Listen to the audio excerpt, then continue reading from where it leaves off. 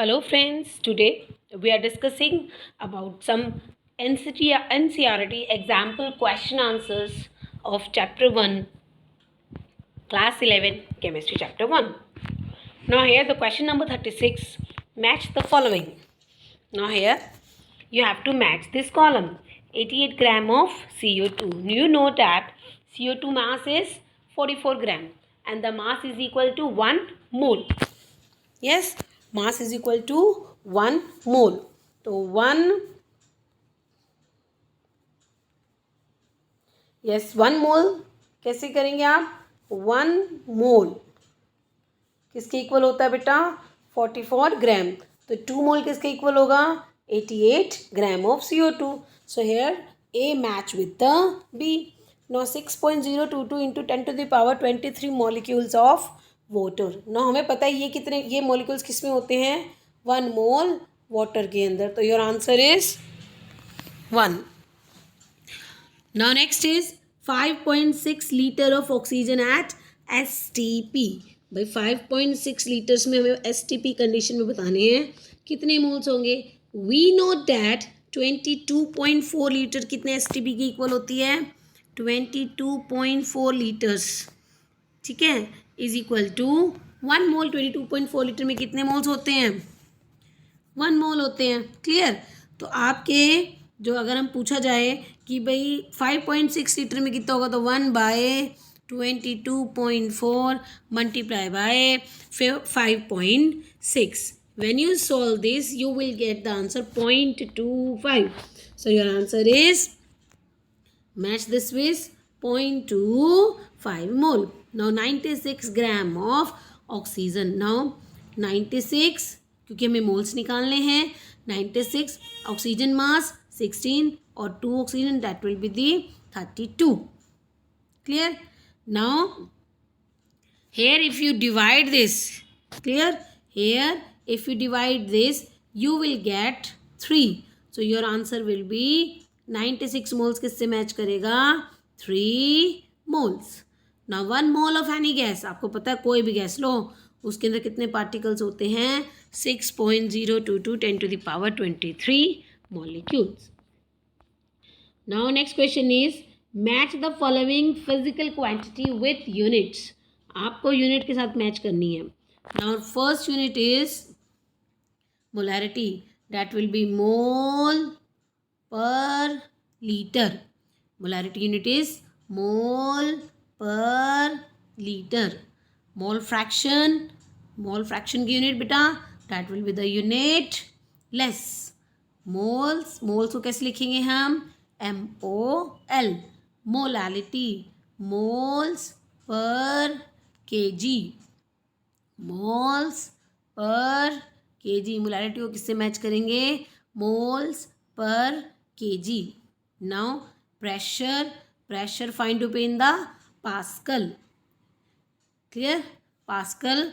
And luminous intensity, that will be the candela, and density gram per ml. So you will get the answer. Here the mass, that will be the kg. Clear? Newton per meter, also the unit of pressure. Now here the next type of question, that will be the assertion reason question. Now assertion reason question, you have 4 options and you have to find out the correct one. Now the question is empirical formula of ethene. अब ethene का formula क्या होता है बेटा? CH2 double bond CH2 यानी C2H4. Now empirical formula of ethene is half of its molecular mass. जो empirical formula होता है वो मास जो इथीन का वो हाफ होता है मोलिकुलर मास के. ठीक है. और आपका रीजन क्या दे रखा है बच्चे? Empirical formula represent the simplest whole number ratio of the various atom present in a compound. ना एम्पेरिकल फॉर्मूला हाफ होता है उसके मोलिकुलर मास का. ना फर्स्टली हम मोलिकुलर मास देखते हैं कि इथेन का मोलिकुलर मास क्या होता है. इथीन का molecular mass comes out to be, that will be 2 + 2 carbon 12, तो यानी 24 + 4 comes out to be 28. Clear? Comes out to be 28. And the molecule empirical formula is CH2. And it comes out to be 12 plus 2.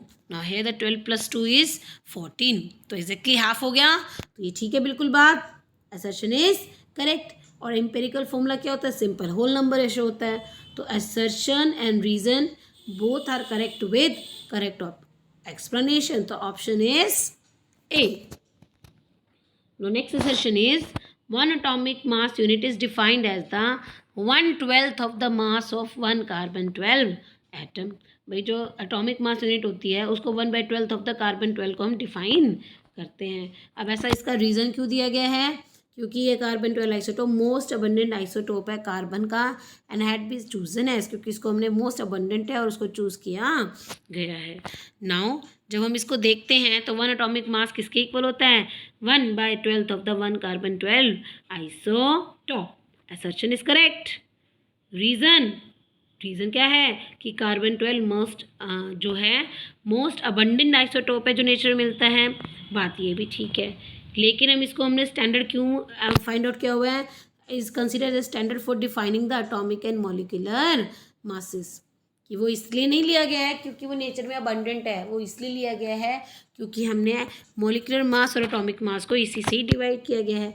तो बात दोनों ठीक है, but R is not the correct explanation of A. So your answer is B. Now next question is significant figure. Significant figure for 0.2003 is 3. ये तो बात ठीक है. 0.00 कि पॉइंट्स के बाद के सभी जीरोस क्या होते हैं? सिग्निफिकेंट होते हैं. So that means clear. Significant figure 0.200 is 3, जबकि 200 में क्या होता है? 1 होता है. क्लियर. नाउ 0. अब इसका रीज़न क्या दे रखा है बच्चे?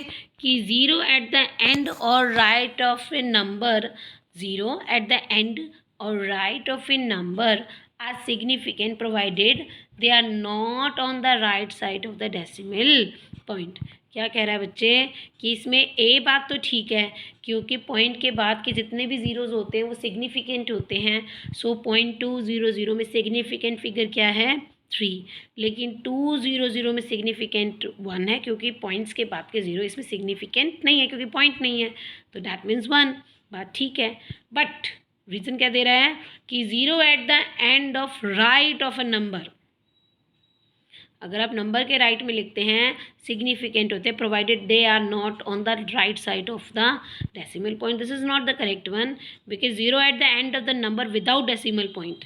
अगर आप बिना डेसिमल पॉइंट के एंड में लिखते हो may or may not be significant depending upon the accuracy of the measurement. So your option is C कि भाई ए तो ट्रू है but R is full. Now combustion of 16 gram of methane. अगर आप 16 ग्राम methane को burn करते हो तो you will gives 18 gram of water. तो हम रिएक्शन बैलेंस करते हैं पर तो योर रिएक्शन इज जब मीथेन की बर्निंग करी ऑक्सीजन की प्रेजेंस में तो you will gate CO2 plus water. Now here the water 36 gram. Water कितना मिल रहा है? 36 ग्राम.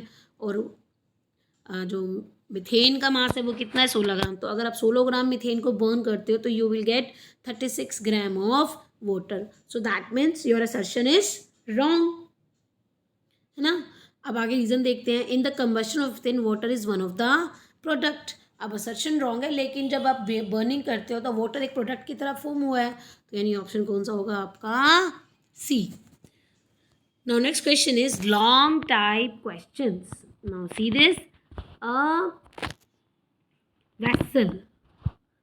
vessel contain 1.6 gram oxygen. एक वेसल में बच्चे 1.6 ग्राम ऑक्सीजन है, 273.15 kelvin, 1 atmospheric pressure. Now gas is now transfer to another vessels at constant temperature. ठीक है. अब गैस को क्या हो गया? एक दूसरे वेसल में डाल दिया गया है और प्रेशर जो है become half of it the original value. जो ओरिजिनल प्रेशर था उसका आधा कर दिया गया. ठीक है. Now calculate the volume of the new vessel. आपको नई वॉल्यूम निकालनी है वेसल्स की. वही वॉल्यूम क्या होगी न्यू वेसल्स की, और the number of molecules of oxygen. Now firstly for the solving this equation we have to calculate the moles. Now when we calculate the moles, you see this 1.6 gram dioxygen and the mole is 0.05 mole. Clear? अब हमें पता है gas कोई भी हो, एक मोल gas 22.4 litre को STP condition में ऑक्यूपाई करती है. तो 0.05 कितनी करेगी? 1.12 मोल. 0.025 मोल कौन करेगी? 0.04 जो 0.05 मोल्स कितना करेगी? 1.12 moles litres. So here we get volume कि जो आपने गैस लिया उसकी वॉल्यूम कितनी है? 1.12. ठीक है, और उस पर प्रेशर कितना है? 1 एटमॉस्फेरिक का है. अब न्यू वॉल्यूम मुझे निकालनी है, बट न्यू प्रेशर इज 1/2, यानी एग्जैक्टली हाफ है ना जो ओरिजिनल प्रेशर है, that is 0.5. Here we have to calculate the volume. Now बच्चे, जैसे आपने मोलैरिटी वॉल्यूम इक्वेशंस देखी थी, m1v1 is equal to m2v2, same here there will be the pressure volume relationship, p1v1 is equal to p2v2, because this is derived from the Boyle's law, that is in your chapter 4. Now p1v1 is equal to p2v2. You have the p1 that is 1 atmospheric, you have v1 1.1 liter, you have P2 that is 0.5, and you have to calculate V2, and it comes out to be 2.24 liters. And now second part is you want to calculate the number of molecules of 1.6 gram. So you know that number of moles in 1.6 gram is 0.05 mole. तो आपको किससे multiply करना पड़ेगा इसको? Avogadro number से. तो 6.022 into 10⁻23 multiply by 0.05, and it comes out to be 3.011 10⁻22. Now your next question is calcium carbonate react with aqueous HCl. Calcium carbonate react with aqueous HCl to give calcium chloride and CO2. Like this, follow this equation. Calcium carbonate plus 2HCl give rise to calcium chloride plus CO2 plus water. So हमें क्या निकालना है बच्चे? What mass of calcium chloride will be formed? Calcium chloride कितना बनेगा बेटा? When 250 ml, आपको कितनी वॉल्यूम दी हुई है? 250 ml वॉल्यूम दे रखी है, 0.76 मोलैरिटी HCl की, ताकि वो 1000 ग्राम के साथ रिएक्ट कर सके. तो पहले हमें ये कितना दे रखा है बच्चे? 1000. कितना दे रखा है?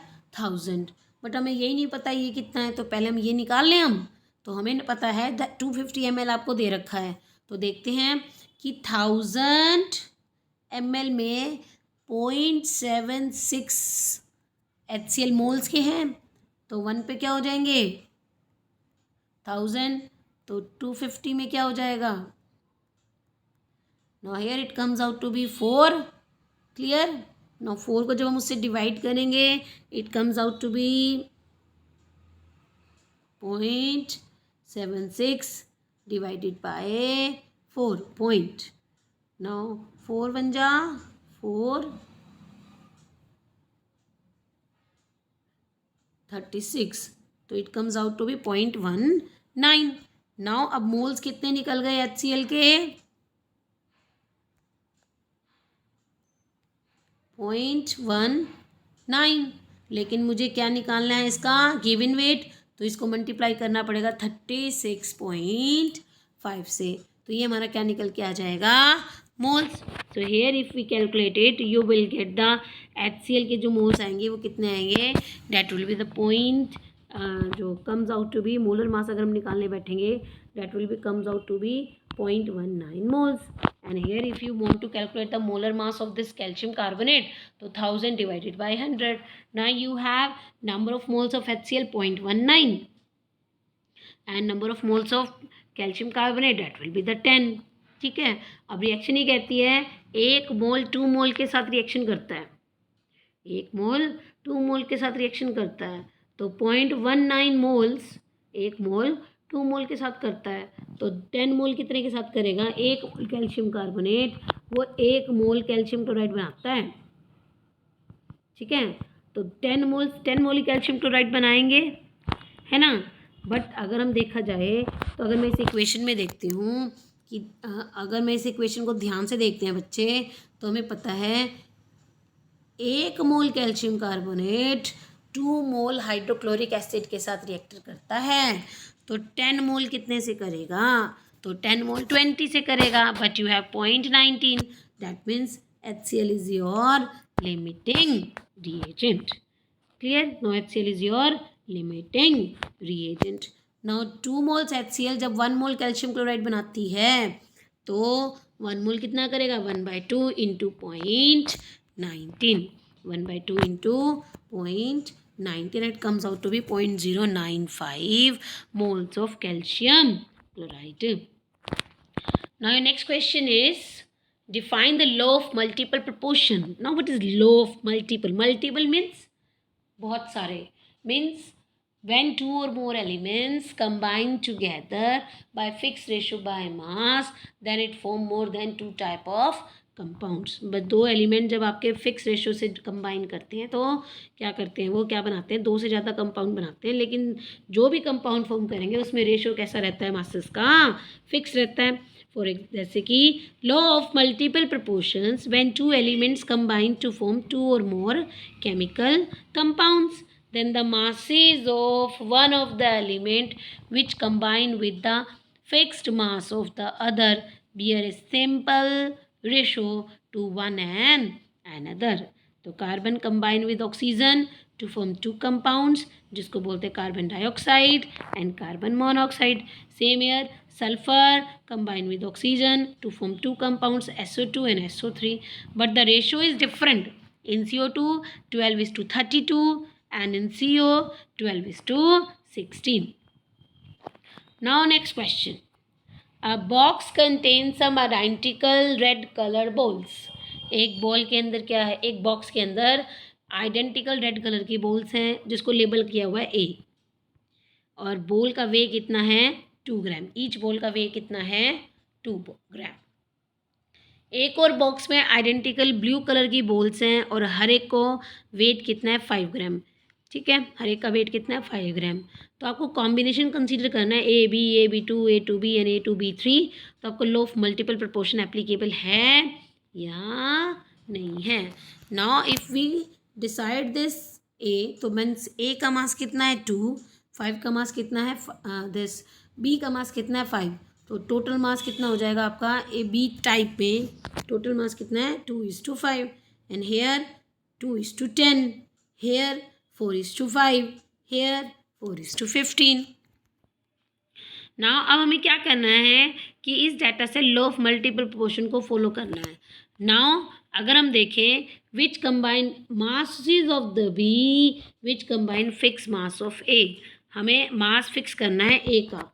सो अगर ए का मास अगर मैं फिक्स करूँगी तो A2B3 4, A2B4, so you can multiply this by 2 and you also multiply by this 2. Clear. Now here तो इस मासेस को भी किससे मल्टीप्लाई करेंगे 2.